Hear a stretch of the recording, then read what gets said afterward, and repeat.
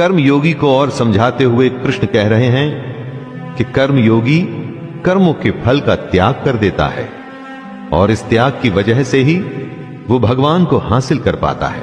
और वहीं दूसरी तरफ जो कर्म योगी नहीं है, जैसे कि हम में से ज्यादातर लोग, हमारे जैसे लोग कर्म के फल की इच्छा करते हैं और बस इसीलिए उसमें बंधे चले जाते हैं और कभी भी इस दुनिया के झमेलों से छूट ही नहीं पाते। देखा जाए तो दोस्तों एक बहुत छोटा सा फर्क है इसमें। कर्म दोनों कर रहे हैं, बस फल से एक का लेना देना नहीं है और एक का बिल्कुल है। लेकिन इस छोटे से फर्क का नतीजा बहुत बड़ा होता है। हमारा शरीर एक घर है जिसे 9 द्वारों वाला माना गया है। 9 द्वार जैसे 2 आंखें, 2 कान, 2 नाक के छेद और इत्यादि। इन्हीं 9 द्वारों के जरिए हम बाहर की दुनिया से डील करते हैं। दुनिया का कोई भी काम बिना इन 9 द्वारों के पॉसिबल नहीं है दोस्तों।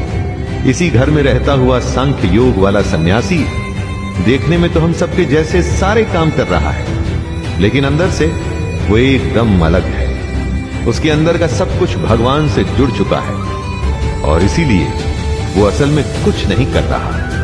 वो कर्म में अकर्म को समझ चुका है।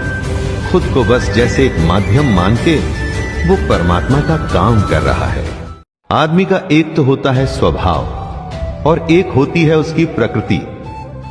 प्रकृति का जैसा असर आपके स्वभाव पर पड़ता है, आप वैसे ही बर्ताव करते हैं। परमेश्वर न तो आपके कर्तापन की, न कर्मों की और न कर्म फल के संयोग की रचना करता है। इन सब का संयोग आपके स्वभाव की वजह से होता है।